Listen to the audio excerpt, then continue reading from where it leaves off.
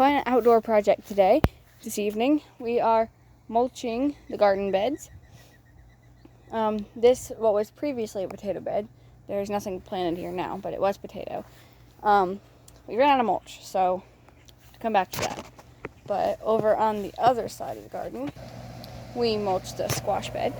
So these are 3, I think, zucchinis right here. And this is all mulched all the way down. So we got that done. Hi, bunnies.